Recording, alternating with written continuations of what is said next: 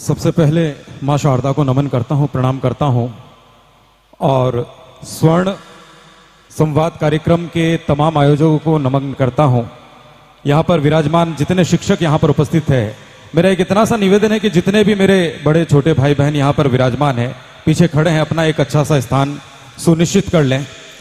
और जितने जो पीछे मुड़ मुड़ के बातें कर रहे हैं, उनसे निवेदन है कि वो थोड़ा सा सामने मेरी तरफ, मेरी जानिब देख लें।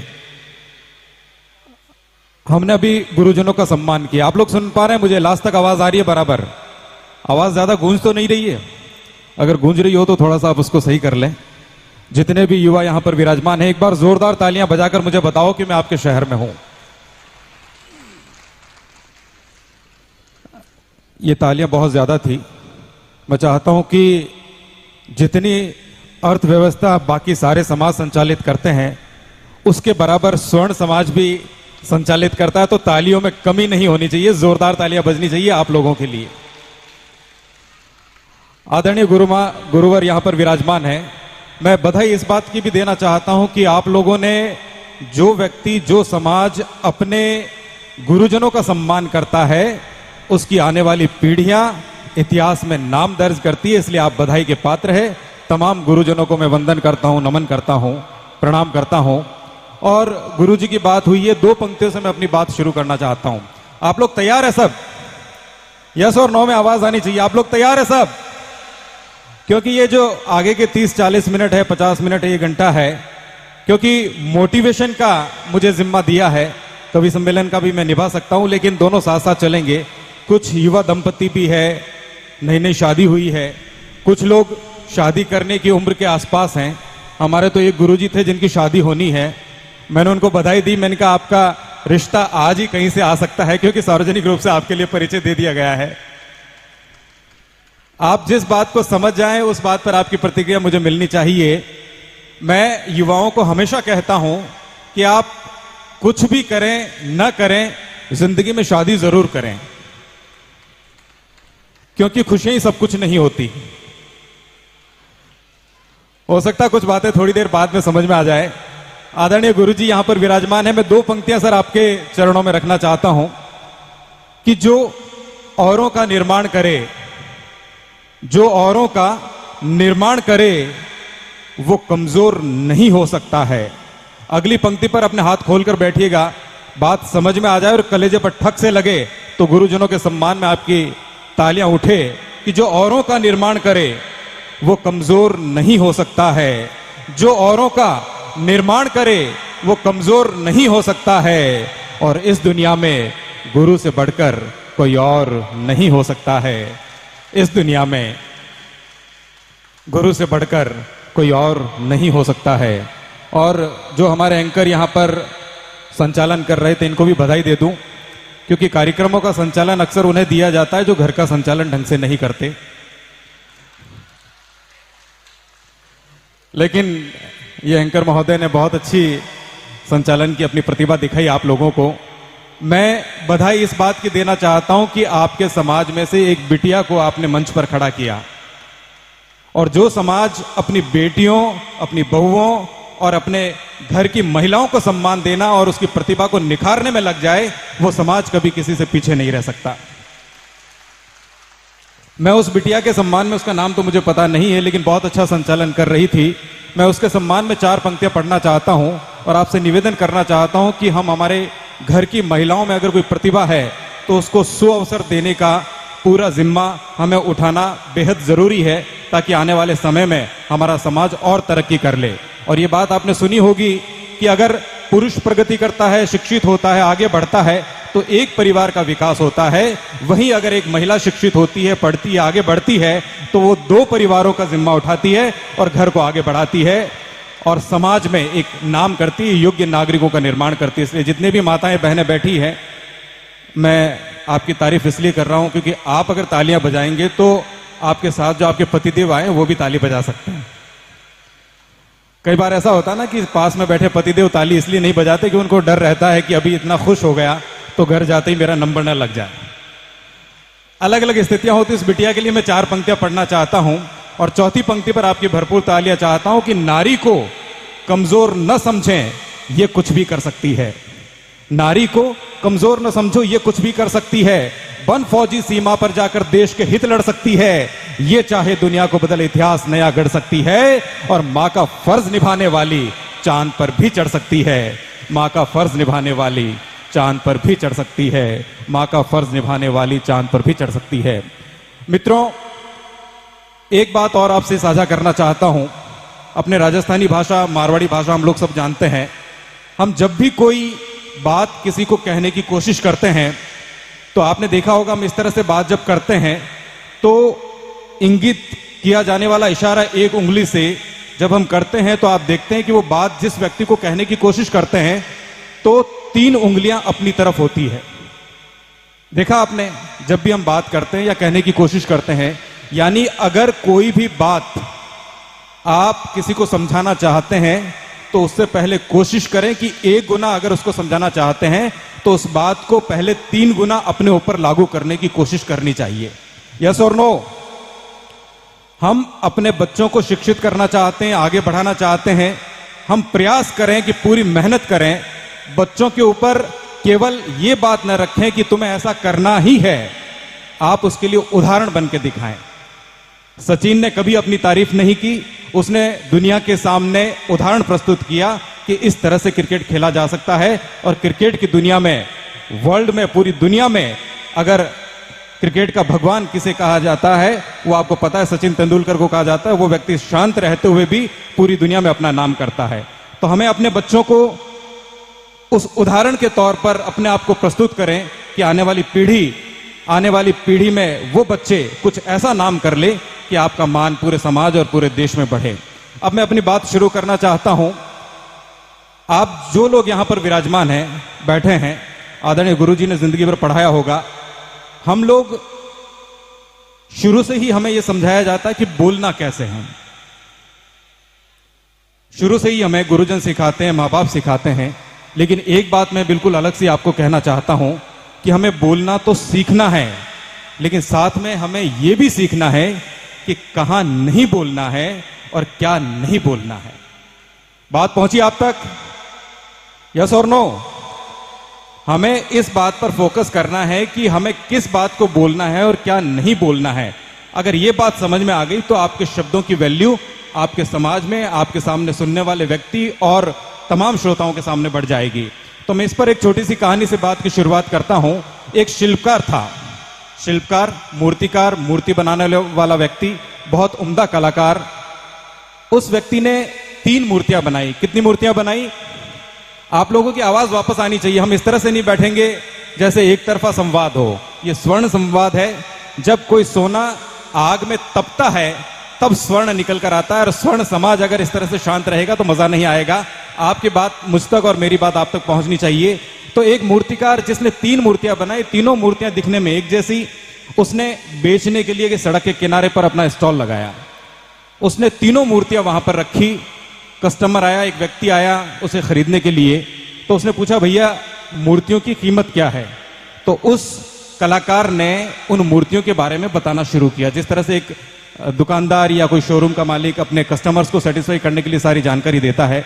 उसने कहा, भैया ये जो प्रथम मूर्ति रखी हुई है, इस मूर्ति का मूल्य 10,000 रुपए है। बोले ये दूसरी मूर्ति? बोले इसका 50,000 है। बोले ये तीसरी मूर्ति? बोले ये 1 लाख की है। तब उस ग्राहक ने प्रश्न किया। बात समझने की कोशिश कीजिएगा, बात आपके कलेजे तक पहुंचेगी। और इस बात का मर्म अगर आपने समझ लिया तो आप आने वाली जनरेशन और खुद को भी निखार पाएंगे इस तरह से कि उस व्यक्ति ने प्रश्न किया कि भैया जब ये मूर्तियां दिखने में एक जैसी है, वजन में एक जैसी है, रूप, रंग, आकार, मटेरियल सब कुछ एक जैसा है, तो कीमत में इतना अंतर क्यों है? तब उस शिल्पकार ने जो जवाब दिया, वो जवाब अगर हम समझ गए तो हमारा जीवन भी बदल सकता है। उस शिल्पकार ने कहा कि भैया जो ये 10,000 वाली मूर्ति है, जब आप इसके एक कान में कोई तिनका डालेंगे तो वो तिनका दूसरे कान से निकल जाएगा। बात इशारों में है, समझने की कोशिश कीजिएगा। बोले कि ये दूसरी जो मूर्ति है इसकी कीमत 50,000 क्यों है? बोले कि ये दूसरी मूर्ति जो है इसमें जब कान में एक तरफ तिनका डाला जाता है तो तिनके का कुछ हिस्सा दूसरे कान से निकल जाता है और कुछ हिस्सा मुंह से बाहर निकलता है। उसने समझने का प्रयास किया लेकिन समझ में नहीं आया। बोले ये तीसरी मूर्ति है जो इसकी कीमत 1 लाख क्यों है, इसका जवाब चाहिए मुझे। तो उस शिल्पकार ने जवाब दिया कि ये तीसरी मूर्ति सबसे ज्यादा अनमोल इसलिए है, सबसे ज्यादा कीमत इसलिए है क्योंकि जब इसके एक कान में तिनका डाला जाता है तो तिनके का कुछ हिस्सा दूसरे कान से निकलता है, कुछ हिस्सा टूटकर उसके मुंह से निकलता है और कुछ हिस्सा उसके मस्तिष्क की तरफ चला जाता है और कुछ हिस्सा उसके हृदय में चला जाता है। बस वही शिल्पकार मैं अभी यहां पर खड़ा हूं, मैं बात बताना चाहता हूं कि जिंदगी में बहुत सारी अच्छी बातें होती है। आप किसी भी बात को किस तरह से सुनते हैं यह आपको पता होना चाहिए। दुनिया भर की बातें आसपास बिखरी पड़ी है, अच्छी भी है, बुरी भी है। आपको बस इतना सा करना है कि सुनने की कला, सुनने का हुनर आपको सीखना है। आपको जब कोई बात आपके कान में आए, अगर पूरी व्यर्थ है, आपकी जिंदगी को आगे बढ़ाने में सहायक नहीं है, तो प्यारे बच्चों और प्यारे अभिभावकों, उस बात को जो आपकी जिंदगी में बिल्कुल महत्व नहीं रखती, जो प्रोग्रेसिव नहीं है, आपको आगे नहीं बढ़ा सकती, उसको क्या करना, हमें सीधा दूसरे कान से निकाल देना। हमें विचलित नहीं होना, चाहे हमें कोई गाली दे या कुछ भी दे, कोई भी व्यर्थ की बात करे, हमें इन बातों को, ऐसी बातों को अपने दूसरे कान से निकालकर मस्त रहना है। और अगर जरूरी हो तो थोड़ी बहुत बात जो है उस संवाद के माध्यम से, उस मुख के माध्यम से उस पर चर्चा करते हुए उसे समाप्त कर देनी है।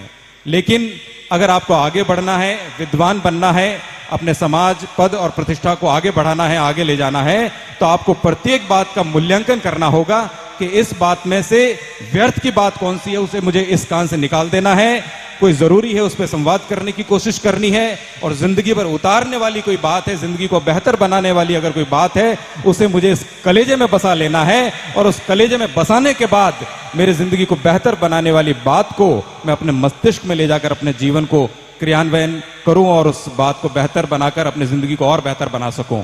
तो एक बार उस शिल्पकार के सम्मान में जोरदार ताली बजा दीजिए जो जीवन को और बेहतर बनाने की कोशिश करता है। मैंने बात की थी कि हम किसी को कहते हैं तो एक उंगली उस तरफ करते हैं और 3 उंगली हमारी तरफ होती है। मैं 4 पंक्तियां राजस्थानी की आपको सुनाना चाहता हूं। बात आ रही है आप तक? ये कुछ बच्चे बैठे हैं, ये छोटे छोटे बच्चे, जो किसी का विवाह प्रमाण पत्र है जो इधर उधर विचरण कर रहा है, अपने अपने विवाह प्रमाण पत्र को अपने पास बिठा लें। ये हो सकता है देश का भविष्य है, लेकिन मेरा आप अभिभावकों से निवेदन है कि ये मेरा वर्तमान खराब ना करे, इसलिए आपसे निवेदन है इनको बिठा ले थोड़ी देर के लिए। बहुत प्यारे बच्चे हैं, बच्चे ईश्वर का रूप होते हैं। तो मैं 4 पंक्तियां आपको सुनाना चाहता हूं, मां शारदा को निवेदन करते हुए कि स्वर्ण संवाद में उपस्थित जितने भी बच्चे, जितने भी अभिभावक यहां पर है, वो इस संवाद के माध्यम से अपने जीवन को बेहतर बना सकते हैं। और एक प्रण लें, हम चाहते तो हैं कि अच्छे बने, लेकिन अच्छे की शुरुआत खुद से कभी नहीं करते। संघर्ष की शुरुआत कोई भी व्यक्ति खुद से शुरू नहीं करता। राजस्थानी की 4 पंक्तियां हमारे केटी भाई यहां पर उपस्थित हैं, मैं ये सुनाना चाहता हूं कि मां शारदा से निवेदन करता हूं कि हे मां, पहला मने सुधार। हम एक प्रण करें कि हे मां, पहला मने सुधार, मैं सुधरूं, सुधरे परिवार। ये परिवार है अपना, लेकिन शुरुआत किससे करनी पड़ेगी? खुद से। कि हे मां, पहला मने सुधार, मैं सुधरूं, सुधरे परिवार, और परिवार आरो ले आधार, सुधरे हो सगड़ो संसार, सुधरे हो सगड़ो संसार। अब जिस काम के लिए मैं यहां पर उपस्थित हुआ हूं, जितने भी यूथ यहां पर बैठे हैं, अभिभावक जितने भी यहां पर बैठे हैं, अगले 20 मिनट तक मैं बहुत महत्वपूर्ण बातें, बहुत महत्वपूर्ण बिंदु आपके बीच में रखने वाला हूं। आप चाहें तो उनकी जिंदगी में उतार सकते हैं, अपनी जिंदगी में उतार सकते हैं। कोई भी विद्यार्थी, कोई भी बच्चा, उसके सामने सबसे बड़ी बात जो है वो ये है कि वो अपनी जिंदगी की शुरुआत कैसे करे। तो प्यारे बच्चों, आप बतौर अभिभावक जो भी यहां पर विराजमान है, आप अपने बच्चों के लिए सुन सकते हैं उस बात को, और जितने भी युवा यहां पर विराजमान हैं वो भी इस बात को ध्यान से सुने कि आप अपनी जिंदगी की शुरुआत करने के लिए सर्वप्रथम किसी एक लक्ष्य को चुनें। अगर आपके पास कोई लक्ष्य नहीं है कि जिंदगी में करना क्या है, अगर आपके पास कोई बात नहीं है मन में कि मुझे जिंदगी में यह काम करके दिखाना है, तब तक आप जीवन में भटकाव के अलावा कुछ भी प्राप्त नहीं कर सकते। आपने देखा होगा कोई बच्चा पढ़ने वाला है जिसने लक्ष्य तय कर लिया है, वो दिन भर अपने काम में, अपने प्रोफेशन में बिजी रहेगा, और वहीं पर जिस व्यक्ति ने, जिस बच्चे ने, जिस विद्यार्थी ने या जिस अभिभावक ने अभी तक ये तय नहीं किया कि मुझे जिंदगी में करना क्या है, वो कभी आपको यहां भटकता मिलेगा, कभी वहां भटकता मिलेगा। इसलिए पहला बिंदु आप नोट करें, जिंदगी में अपना लक्ष्य जरूर बनाएं। अंडरस्टूड? जितने भी युवा बैठे, आवाज नहीं है आप आई आपकी अभी तक। जिंदगी में सबसे पहले क्या तय करना है हमें? लक्ष्य, टारगेट। बिना टारगेट के आगे बढ़ सकते हैं आप? अब उस लक्ष्य को प्राप्त करने के लिए आदरणीय गुरुजन बैठे हैं, मैं इनके माध्यम से कहना चाहता हूं कि जब आप किसी लक्ष्य को तय करते हैं, टारगेट को तय करते हैं कि मुझे जिंदगी में यह बनना है, यह काम करना है, तो उस काम को करने और उस टारगेट तक पहुंचने के लिए एक रास्ता होता है। तो आदरणीय गुरुजी यहां पर विराजमान है। मैं इस बात को रखना चाहता हूं कि आजकल का दौर जो चल रहा है, टेक्निकल दौर है, डिजिटल सिस्टम है, इस बीच में बच्चों को यह पता नहीं है कि हमें उस मंजिल तक तो पहुंचना है, उनका लक्ष्य तो है, लेकिन रास्ता कौन सा चुने। कई बार वो उस मंजिल को प्राप्त करने के लिए गलत रास्तों का चुनाव कर लेते हैं, शॉर्टकट का चुनाव कर लेते हैं और गलत तरीकों से उस मंजिल तक पहुंचना चाहते हैं। किसी ऐसे व्यक्ति को आदर्श मान लेते हैं जिसने गलत तरीकों से उस टारगेट को अचीव किया है। तो अपने बच्चों को यह जरूर बताएं कि एक अच्छे टारगेट को प्राप्त करने के लिए रास्ता भी अच्छा चुने, और अच्छा चुनने के लिए हमें सबसे पहले अपने बच्चों को यह बताना होगा कि आप जिंदगी में कुछ भी बने, कुछ भी करें, और ये बात अगर आपके कलेजे तक पहुंचे तो आपकी तालियां मुझे इस बात पर मिलनी चाहिए। अपने बच्चों को यह जरूर बताना कि आप जिंदगी में चाहे अपना बिजनेस करें, नौकरी करें या किसी बड़े शिखर पर पहुंचने की कोशिश करें, तो उसके लिए यह जरूरी है कि सबसे पहले आप एक अच्छे इंसान जरूर बनना। उसके बाद आप हर वो मंजिल हासिल कर सकते हैं जो आपको जिंदगी में चाहिए। तो अपने बच्चों को यह जरूर बताएं कि समय पर अपना लक्ष्य बना लें और उस लक्ष्य को प्राप्त करने के लिए अच्छा रास्ता जो है उसका चयन करें, और उस अच्छे माध्यम के बहाने आप आगे बढ़े। और मंजिल कौन प्राप्त कर सकता है? अभी जो संचालन कर रहे थे अब हमारे ये यहां पर एंकरिंग वाले, तो इन्होंने एक बात कही थी कि समाज के लोगों की सहायता करते हैं। आपके जो जितने भामाशाह यहां पर विराजमान हैं, एक बार इनके सम्मान में जोरदार ताली हो जाए। व्यक्ति अपने लिए तो जिंदगी भर काम करता है, लेकिन अपने समाज, अपने परिवार, अपने राष्ट्र के लिए अगर कोई काम करता है तो उनका काम वंदनीय और प्रणम्य होता है। तो मैं आपका बहुत बहुत अभिनंदन करता हूं। और आपके सम्मान में 4 पंक्तियां मैं कहना चाहता हूं। गुरुजी, आप इंग्लिश वाले गुरुजी हैं यहां पर, आपने नेट भी किया है, सेट भी किया है, पीएचडी भी की है, लगभग हमने सारी डिग्रियां, मैंने भी लगभग वही कर रखी है जो आपने की है। तो मैं 4 पंक्तियां आपको सुनाना चाहता हूं, जितने भी हमारे यहां पर अग्रज विराजमान हैं, कि दर्द दिल में जो बसाओ तो मजा आए। किसी भी मंजिल को प्राप्त करने के लिए आपको उस रास्ते से गुजरना पड़ता है जहां पर संघर्ष होता है, तपस्या होती है, साधना होती है, और बिना साधना के कोई भी काम अंजाम तक नहीं पहुंचता है। तो इन 4 पंक्तियों में एक पंक्ति कॉमन आएगी जो आप लोगों को बोलनी है। बोलेंगे आप मेरे साथ? बोलेंगे क्या? मुझे लगता है सुबह सुबह मोटिवेशन का इतना हैवी डोज आपको दे दिया गया है कि आप कुछ शांत हो गए पीछे, इसलिए आपको जागृत करना चाहता हूं। पीछे जो बेटियां बैठी है, मेरी बात को सुन रही है, तो मैं आपसे ये निवेदन करना चाहता हूं कि ये पंक्ति आप बोलेंगे, मैं बोलूंगा दर्द दिल में जो बसाओ तो मजा आए, तो मजा आए, ये पंक्ति आपको बोलनी है। हमारे जो भामाशाह हैं, हमारे जो विराजमान गुरुजन हैं, इनको भी बोलनी है। ऊर्जा को मापना चाहते हैं कि दर्द दिल में जो बसाओ तो मजा आए, और जख्म सीने से लगाओ तो मजा आए, और रुलाने को तैयार है जमाने वाले, किसी रोते को हंसाओ तो मजा आए। तो हमेशा संघर्ष का पथ आपको शिखर तक जरूर ले जाता है। इस पंक्ति के बहाने आप किसी की सहायता के बहाने, किसी अच्छे काम के बहाने अपने समाज में अगर इमेज बनाते हैं तो निश्चित तौर पर आप बहुत आगे जाएंगे और आपके काम जो है समाज के लिए प्रशंसनीय होंगे और अनुकरणीय होंगे। अगली बात जो बहुत महत्वपूर्ण है, हम अपने बच्चों को जो कहना चाहते हैं कि भैया लक्ष्य तो आपने बना लिया, उसको प्राप्त कैसे करें। उसको प्राप्त करने के लिए 3-4 ऐसे शब्द हैं जिनकी भावनाएं, जिनका अर्थ, भावानुवाद अगर जिंदगी में उतार लिया तो निश्चित तौर पर हम आगे बढ़ सकते हैं। हमारा परिवार, हमारा समाज और हमारा राष्ट्र आगे बढ़ सकता है। उस लक्ष्य को प्राप्त करने के लिए हमें परिश्रम करना पड़ता है। क्या करना पड़ता है? परिश्रम। कौन कहता है कि पर्वत हिल नहीं सकता? इसमें कभी कभी वाह वाह भी करना पड़ता है। कौन कहता है कि पर्वत हिल नहीं सकता, और कौन कहता है कि पत्थर पिघल नहीं सकता। शर्त सिर्फ इतनी सी है कि तूफानों से टकराना तुम्हें पसंद हो, सब कुछ मिल जाएगा अगर हौसले बुलंद हो। सब कुछ मिल जाएगा अगर हौसले बुलंद हो, सब कुछ मिल जाएगा। तो अपने बच्चों को ये लगन, ये परिश्रम, और एक चीज और है जो मैंने जिंदगी में अनुभव की है, वही बात आपको बताना चाहता हूं कि आप जिस चीज को प्राप्त करना चाहते हैं, हमारी माताएं बहनें बैठी हैं अपनी प्रतिभा के माध्यम से, जो युवा बैठे हैं, जिस लक्ष्य को, जिस सपने को संजोया है, उसको प्राप्त करना है तो उसके प्रति आपको परिश्रम के साथ श्रद्धा रखनी पड़ेगी, समर्पण रखना पड़ेगा। तब आप उस आत्मा से चाही गई चीज को प्राप्त कर सकते हैं, चाहे वो नौकरी हो, चाहे आपका बिजनेस हो, चाहे उसकी ग्रोथ की बात हो, चाहे आपको समाज में टॉप पे रहना हो। तो मुश्किलों से लड़ाई रोज लड़नी पड़ती है। बिना संघर्ष के जिंदगी में आगे नहीं बढ़ सकते। आदरणीय गंग साहब ने बहुत अच्छा संचालन किया, आपकी बातें प्रेरणा देती हमें। आप मैरिज काउंसलिंग का भी काम करते हैं, मतलब विवाहित जोड़ों को समझाते हैं कि भैया शांति से जिंदगी कैसे गुजारनी है आपको। हाँ, जिनका विवाह नहीं हुआ उन्होंने ताली बजाई है, उनको उम्मीद जगी है कि आज नहीं तो कल हमारी शादी होगी। मैं बहुत बहुत शुभकामनाएं, अग्रिम शुभकामनाएं देता हूं। तो ये 4 पंक्तियां और आप सुनिएगा कि मुश्किलों से लड़ाई रोज लड़नी पड़ती है, और जिंदगी की चौसर में हर चाल चलनी पड़ती है, और कुछ भी नहीं बदलता है हाथों की लकीरों से। इंसान को अपनी किस्मत खुद बदलनी पड़ती है, इंसान को अपनी किस्मत खुद बदलनी पड़ती है। जब आप अपने बच्चों और स्वयं को आगे बढ़ाने की बात करते हैं, तो साथ में आपकी और हमारी एक जिम्मेदारी बनती है कि हम अपने बच्चों को सब कुछ दें।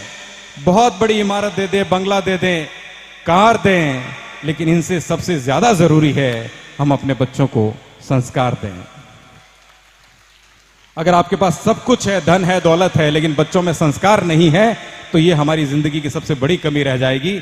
अभी जब मैं आया तो हमारे रिंकू भाई, जिन्होंने मुझे आमंत्रित किया आपके यहाँ पर, उनके बच्चे ने मुझे प्रणाम किया, तो मैंने रिंकू भाई को बधाई दी। मैंने कहा आज के दौर में भी बच्चे जो है बड़े संस्कारी बचे हुए अपने गाँव में, बाकी बड़े बड़े शहरों में तो प्रणाम जैसी प्रथाएं और प्रणाम जैसा संस्कार जो चला गया है, और आजकल करते भी हैं तो वो बादशाह के स्टाइल में करते हैं। मतलब प्रणाम यानी हम अंगूठे को छूते थे बुजुर्गों के, अब जो है केवल घुटना टच करते हैं। घुटने टच करने की जो है एक समय सीमा वो भी चली गई। आजकल तो केवल जेब टच करते हैं कि बड़ों की जेब में कुछ हो तो प्रणाम करें, कुछ मिल जाए हमें। तो हमें अपने बच्चों को संस्कार देना बहुत जरूरी है, बड़ों का सम्मान करना बहुत जरूरी है। आपके समाज ने एक मिसाल कायम की है यहाँ पर गुरुजनों का सम्मान करके। और मुझे कुंवर बेचैन साहब की 4 पंक्तियां याद आती इस मौके पर, जब उस बच्चे ने मुझे प्रणाम किया। तो चौथी पंक्ति अगर आप समझ जाएं, तीनों पंक्तियां शुरुआत की अगर उसकी भावनाओं को समझ जाएं, तो मेरा दावा है कि अपनी तालियां आप चौथी पंक्ति पर रोक नहीं पाएंगे। कुंवर बेचैन साहब कहते हैं कि वो सड़क के किनारे शजर की छांव छूता है। शजर माने दरख्त, पेड़। अब एक्चुअल में इस तरह के कार्यक्रम करने की मुझे आदत नहीं है, कुछ खाने की तलाश में जा रहे हैं, कुछ आ रहे हैं, जा रहे हैं, लेकिन मैं उम्मीद करता हूं कि जितने लोग मुझे ढंग से सुन रहे हैं उन तक मेरी बात पहुंच रही होगी। तो ये 4 पंक्तियां आपको सौंपता हूं कि वो सड़क के किनारे शजर की छांव छूता है। शजर माने दरख्त, पेड़। वो सड़क के किनारे शजर की छांव छूता है। नगर और गांव लिखा हो तो पहले गांव छूता है। वो सड़क के किनारे शजर की छांव छूता है, नगर और गांव लिखा हो तो पहले गांव छूता है। कुंवर इस दौर में भी उसकी आंखों में शराफत है, वो झुककर आज भी अपने बड़ों के पांव छूता है।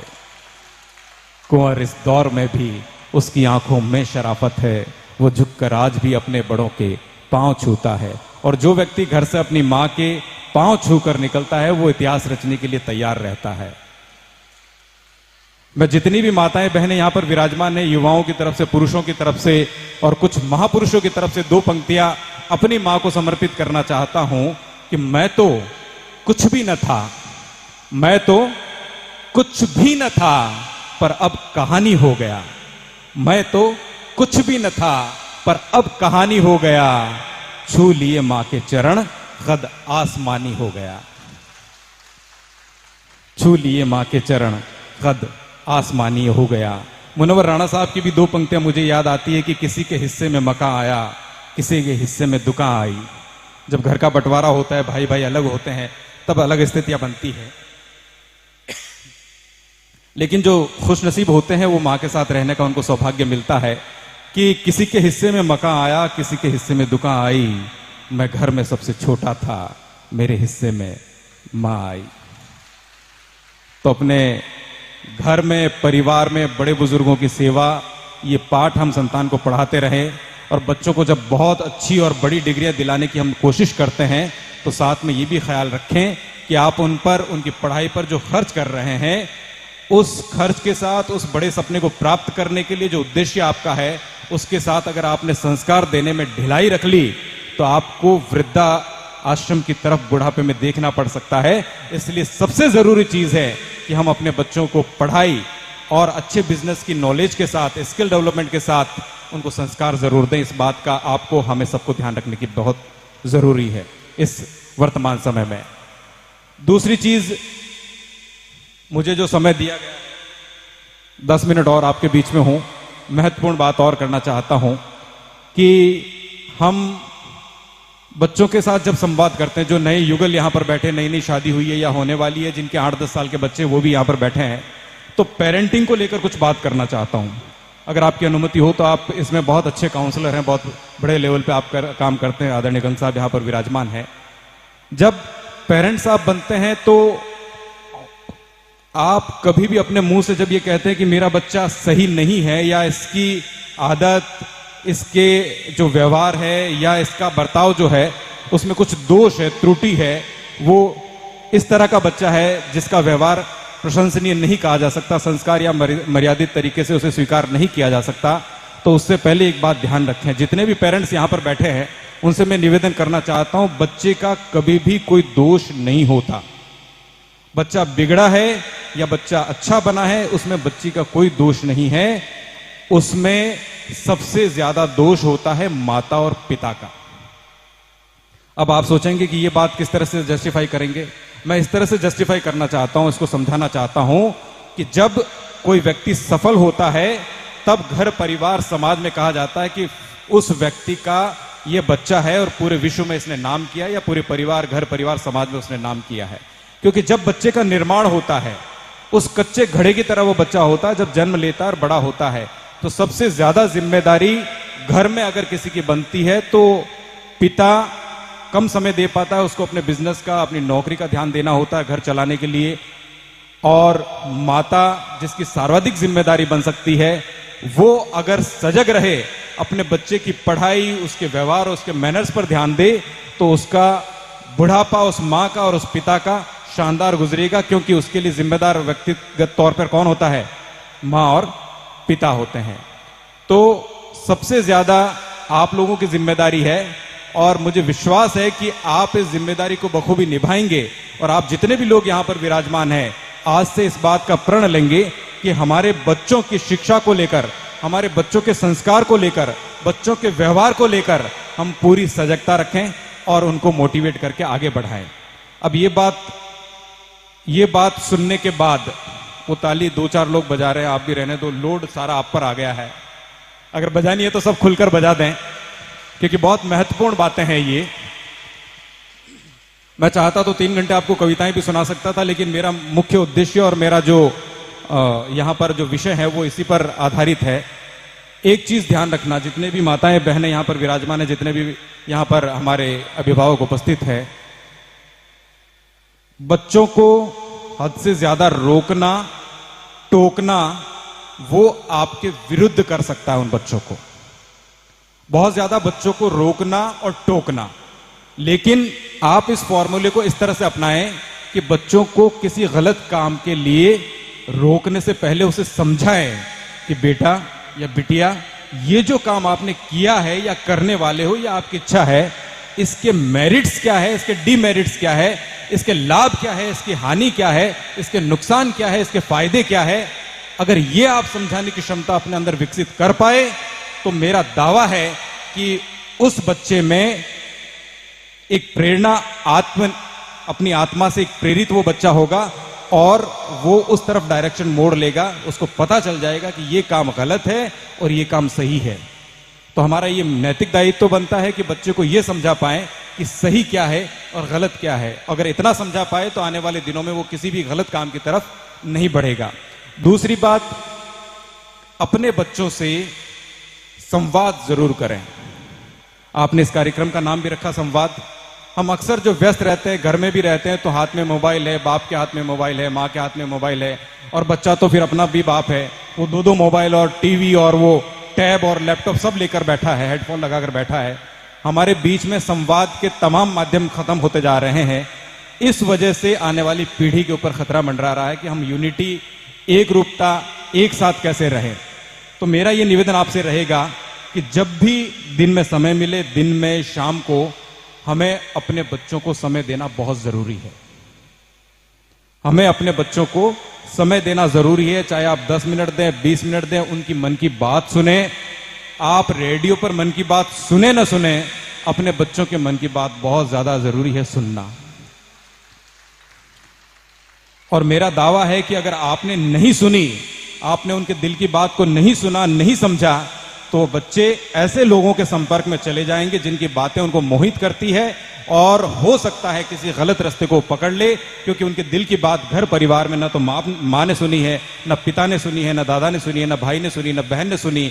तो वो ऐसे दोस्तों या ऐसी संगत में चला जाएगा जिसको गलत रास्ता अपनी तरफ बुला सकता है। तो ये आपकी, हमारी सबकी जिम्मेदारी है कि शाम को आधा घंटा निकालें अपने परिवार के साथ, अपने दिल की बात आप भी कहें कि आपकी क्या अपेक्षाएं उन बच्चों से, और वो बच्चे भी आपको दिल की बात कहेंगे कि मम्मी पापा आज दिन पर स्कूल में ये हुआ, मैं ये चाहता हूं, मेरा सपना ये है, मैं पढ़ने में ये विषय चुनना चाहता हूं। ये सारी बात, जब दिल की बात आपको बच्चे बताएंगे, तो आप उस पर चिंतन और मनन करके उनके लिए बेस्ट क्या हो सकता है वो आप कर सकते हैं। मैं बहुत बहुत आभार ज्ञापित करता हूं कि जो सटीक बातें सीधी सीधी आपकी जिंदगी को, हमारी जिंदगी को प्रभावित कर सकती है, उन बातों को समझकर आपने तालियां बजाई है। इसलिए तालियों पर 4 पंक्तियां मैं आपको सुना दूं, उसके बाद अगली बात कहूंगा कि लबों पर आपके मुस्कुराहट हो जाए तो क्या बात है। लबों पर आपके मुस्कुराहट हो जाए तो क्या बात है, और जिंदगी में खुशियों की आहट हो जाए तो क्या बात है, और यूं खामोश बैठे रहने से अच्छा है एक बार जोरदार तालियों की गड़गड़ाहट हो जाए तो क्या बात है। अब क्या है कि बातों बातों में देखो, मैं कब अच्छी बात कह दूं ये आपको सतर्क रह के सुनना है। शादी की बात हुई, हमारे ये काउंसलर साहब बैठे हैं, शादी जोड़ों को आप समझा पाते हैं? गंग साहब बहुत कोशिश करते हैं कि जोड़ों को समझा पाए। जितने भी जोड़े हैं, कितनी भी लड़ाई की बात हो, आपस में एक दूसरे से किसी भी बात को लेकर असहमति हो, आप जो भी है कमरे में निपटा लें। देखो फिर मैं अच्छी बात कहने जा रहा हूं, सतर्क होकर समझना इस बात को। जो भी आपके बीच में, पति पत्नी के बीच में कोई भी अगर कोई असहमति हो, कोई भी विरोधाभास हो, कोई भी नाराजगी हो, कोई भी खटपट हो, उसको कहां सीमित रखना है? कमरे में। क्योंकि कमरे से बाहर अगर आपकी लड़ाई की बात गई तो आपके बीच में दरार नहीं है तो भी ये दुनिया दरार डालने में पीछे नहीं हटेगी। इस बात का विशेष ध्यान रखना है। कितना भी लड़ाई झगड़ा कर लो, हम एक हैं। एक रहोगे तो परिवार एक बना रहेगा, परिवार एक होगा तो समाज एक होगा, और समाज एक होगा तो राष्ट्र एक होगा, और राष्ट्र मजबूत होगा तो हमारा देश पूरे दुनिया में सर्वोच्च स्थान पर जाएगा। ये हमारी बात जो है बिल्कुल तथ्यात्मक है, इसमें किसी भी तरह का संदेह किसी को नहीं होना चाहिए। अब शादी की बात की तो मैं थोड़ा सा मस्ती के मूड में आना चाहता हूं। एक हास्य कविता आपको सुनाना चाहता हूं, सुनना चाहते हैं? आदरणीय गुरुजी जो 90 वर्ष के हैं, ये भी सुनना चाहते हैं। इनको भी अपनी शादी के जमाने की बातें याद आई है। मैं 4 पंक्तियां, 6 पंक्तियां, 8-10 पंक्तियों की छोटी मोटी एक रचना आपको सुनाना चाहता हूं, क्योंकि इतनी देर मोटिवेशन की बात करते करते कुछ दिमाग में आया होगा कि कुछ मस्ती हो जाए, तो 4 पंक्तियां, 6 पंक्तियां मैं सुनाना चाहता हूं। गंग साहब सुनिएगा, आप काउंसलिंग में इसको शामिल कर सकते हैं कि क्या खूब बात थी वो पूनम की रात थी, हर तरफ खुशियां थी और शेर की जा रही बारात थी। सुन रहे आप सब? वो जो उधर भाभी जी बैठे हैं, जो भाई साहब को डांट रहे हैं, थोड़ी देर के लिए रुक जाए, घर पे जाके डांट लीजिएगा उनको कि क्या खूब बात थी वो पूनम की रात थी, हर तरफ खुशियां थी और शेर की जा रही बारात थी। शेर प्रेम की पोथी बाच रहा था, छोटे से बड़ा हर शेर उसकी शादी में नाच रहा था। तभी शेरों के बीच में अचानक एक हादसा हुआ। जोर जोर से नाचने लगा एक छोटा सा चूहा। मैंने कहा, ये बेगानी की शादी में अब्दुल्ला दीवाना क्यों है, एक शेर की शादी में बोला चूहे का नाचना गाना क्यों है? उसने कहा, जो ये देख रहे हो ना, उसने कहा, ये जो देख रहे हो ना, ये सारी मेरी ही जमात की आबादी है, और नाचू गाऊं क्यों नहीं, मेरे छोटे भाई की शादी है। उसने कहा, ये जो देख रहे हो ना, ये सारी मेरी ही जमात की आबादी है, और नाचू गाऊं क्यों नहीं, मेरे छोटे भाई की शादी है। इतना सुनते ही मेरे मुंह से निकल पड़ा, आए हाय, एक शेर एक चूहे का छोटा भाई। उसने कहा, हां, यही तो वक्त का फेर था प्यारे राम अकेला जी, शादी से पहले मैं भी। तो जितने भी शेर बैठे हैं, कुछ तो बब्बर शेर बैठे हैं यहां पर, आपको प्रणाम करता हूं। ये मैं उन बच्चों को सुना रहा हूं जो हौसला नहीं कर पा रहे शादी करने का। कर लेना आप लोग, क्योंकि परिवार एक संस्था है, परिवार अपने आप में संस्था है। हालांकि नहीं करोगे तो ये भी हो सकता है कि आप अब्दुल कलाम बने, अगर आप नहीं करोगे तो हो सकता है कि आप अटल बिहारी वाजपेयी बने या इस देश के महान व्यक्ति बने। लेकिन शादी करोगे तो ये भी हो सकता है कि आप बहुत अच्छा एक संस्कारवान परिवार खड़ा कर सके जो पूरे समाज को प्रेरित कर सके। तो अपने समाज के लिए एक बार जोरदार ताली बजाएं। अब यहां पर आप लोगों ने अपने गुरुजनों का परिचय दिया कि ये वो सोनी जी, हालांकि मैं आपके समाज से नहीं हूं, लेकिन जो सम्मान आप लोगों ने मुझे दिया, आपने इतने गुरुजनों को सम्मान देने के बाद जो मुझे सम्मान दिया, तो मैं चाहता हूं कि ये सम्मान मैं बड़े विनम्र तरीके से स्वीकार करूं और बहुत बहुत आपका आभार ज्ञापित करूं कि आपने जो प्यार और स्नेह मुझे दिया है, मैं इसका सदैव ऋणी रहूंगा। ये एंकर महोदय खड़े हो गए हैं, ये कैट वॉकिंग कर रहे हैं, अब केटी जी के पास जा रहे हैं। ये आदत होती है, अगले 10 मिनट और हैं मेरे पास। महत्वपूर्ण बात अपनी खत्म करूं उससे पहले एक बहुत महत्वपूर्ण कविता जो राजस्थान माध्यमिक शिक्षा बोर्ड की किताबों में छपी थी, आप लोगों ने पढ़ी होगी, आदरणीय गुरुजनों को भान होगा, इस बात का ज्ञान होगा। परिश्रम जिसका कोई विकल्प नहीं होता।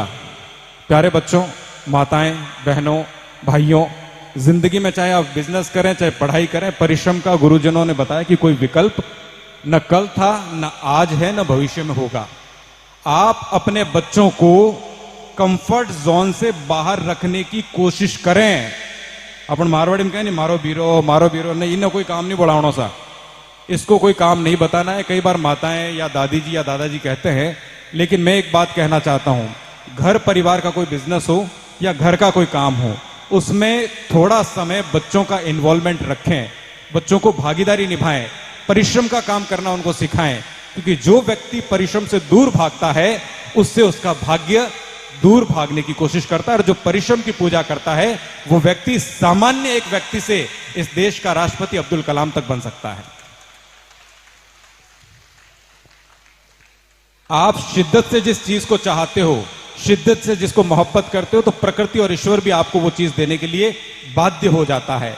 जब एक सामान्य सा बच्चा हिंदी को इस कदर मोहब्बत करता है, प्यार करता है कि इस देश का बहुत बड़ा कवि रामधारी सिंह दिनकर बन सकता है, तो आप और हम अपने काम में अपने शिखर पर क्यों नहीं जा सकते। इसी तरह से परिश्रम जो है, आपके बच्चे को अगर आपने सिखाया तो आप उस बच्चे को कंफर्ट जोन से यानी आराम की दुनिया से थोड़ा बाहर लाएंगे, तो कल को दुनिया के द्वारा दी जाने वाली ठोकरों से वो भिड़ने, लड़ने और उनसे जीतने की क्षमता अपने भीतर विकसित कर सकता है। और आपने उसे घर में अगर कंफर्ट जोन में रखा, आराम की मुद्रा में रखा, उसको परिश्रम का महत्व नहीं बताया, तो कल को जब दुनियादारी में जाएगा, जब परिश्रम में जाएगा, दुनिया के सामने अपने आप को प्रूव करने का समय होगा, उस समय बच्चा वो टूट जाएगा, उन लोगों से भिड़ नहीं पाएगा, अपने आप को सिद्ध नहीं कर पाएगा, और तब हम कहते हैं कि मेरा बच्चा डिप्रेशन में है, ये कुछ भी अच्छा सोच नहीं पा रहा है, इसको दुनिया से डर लगता है, ये सफल नहीं हो पा रहा है। ये कारण और केवल इस वजह से है क्योंकि हम अपने बच्चों को शुरू से कंफर्ट जोन में रखते हैं। तो मेरा निवेदन ये भी रहेगा कि हम अपने बच्चों को कंफर्ट जोन से बाहर निकालें, परिश्रम के साथ जोड़ें, उनको अच्छा पढ़ना, लिखना, परिश्रम करना, मेहनत करना सिखाएं। तो मैं अपनी वो कविता आपको सुनाना चाहता हूं जो बोर्ड की किताब में छपी थी 90 के दशक में, जिसका शीर्षक है मेहनत। 3 या 4 बंद इसके होंगे। इसकी बातों को, इन पंक्तियों को, इनके शब्दों को अगर जिंदगी में उतार लिया तो मेरा दावा है कि आप और हम और आने वाली पीढ़ी, ये बच्चे सफल जरूर होंगे। तैयार हैं आप सब सुनने के लिए? केवल 2 गुरुजनों ने ताली बजाई है।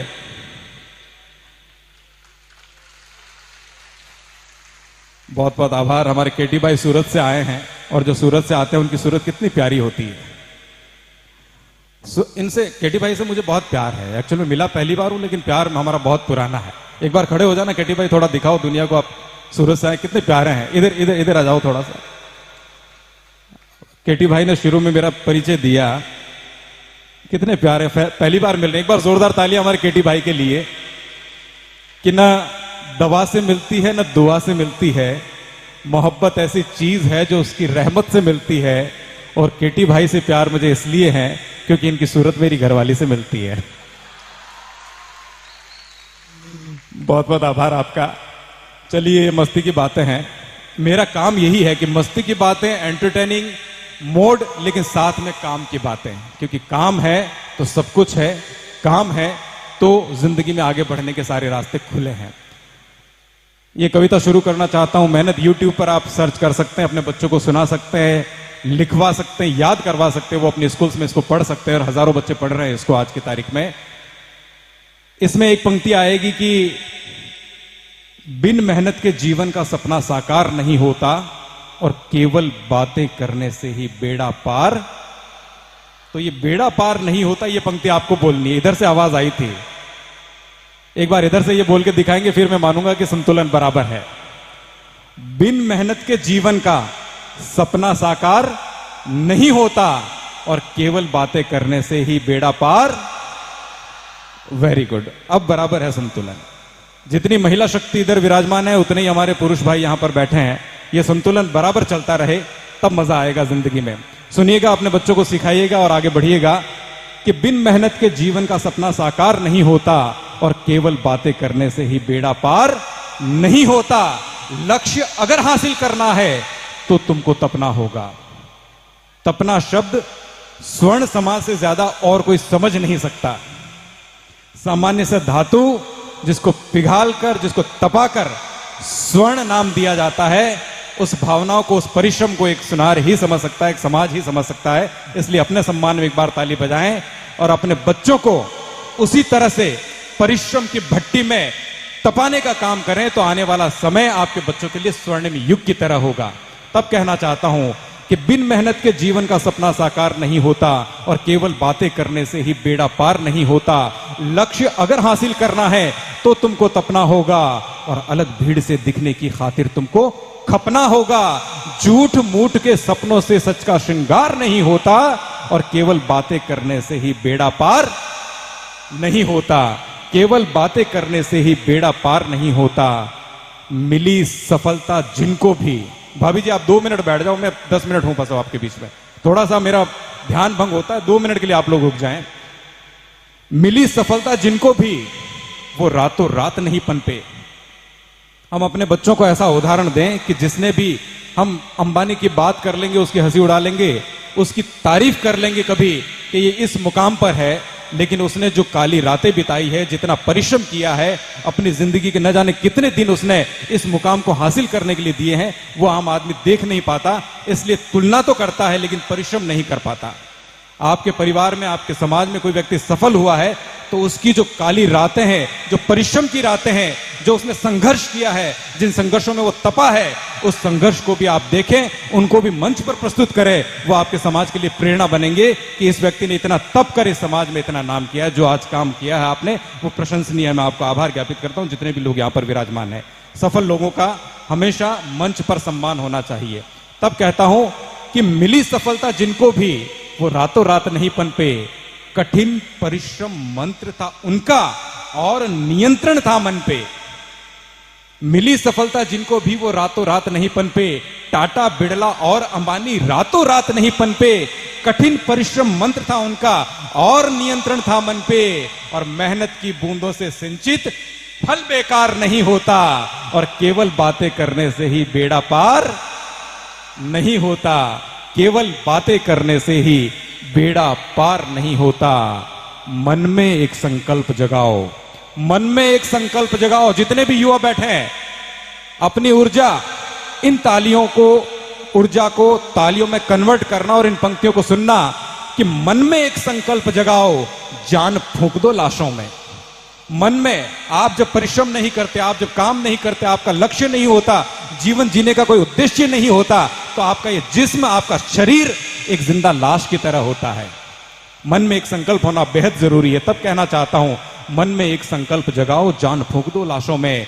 जीवन में ऐसा कर जाओ, नाम रहे इतिहासों में। और बिना कर्म के हाथ की रेखा का कोई सार नहीं होता। और केवल बातें करने से ही बेड़ा पार, केवल बातें करने से ही बेड़ा पार नहीं होता। इस कविता का अंतिम बंद आपको सौंपना चाहता हूं कि तन की सुंदरता कटती है समय की तेज कटारी से। बात आप तक पहुंची है? कुछ बातों को समझना पड़ता है।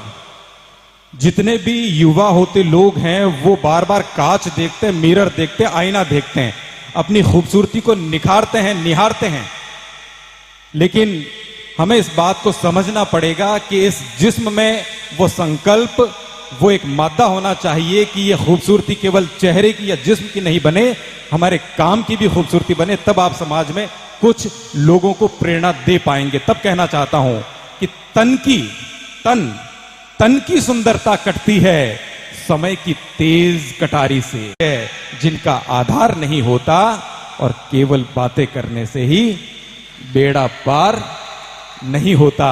केवल बातें करने से ही बेड़ा पार नहीं होता। मैं स्वर्ण संवाद परिवार का बहुत बहुत आभार ज्ञापित करता हूं और इन 4 पंक्तियों के माध्यम से आपसे विदाई लेना चाहता हूं। आपने जो मुझे मान दिया, सम्मान दिया, हालांकि अभी तक मुझे साफा नहीं पहनाया गया है। उम्मीद करता हूं कि मेरी परफॉर्मेंस के बाद आप जरूर पहनाएंगे, और नहीं पहनाएंगे तो मैं ये सोच के खुश रहूंगा कि ये मेरा ही परिवार है और अपने परिवार में क्या पहनना।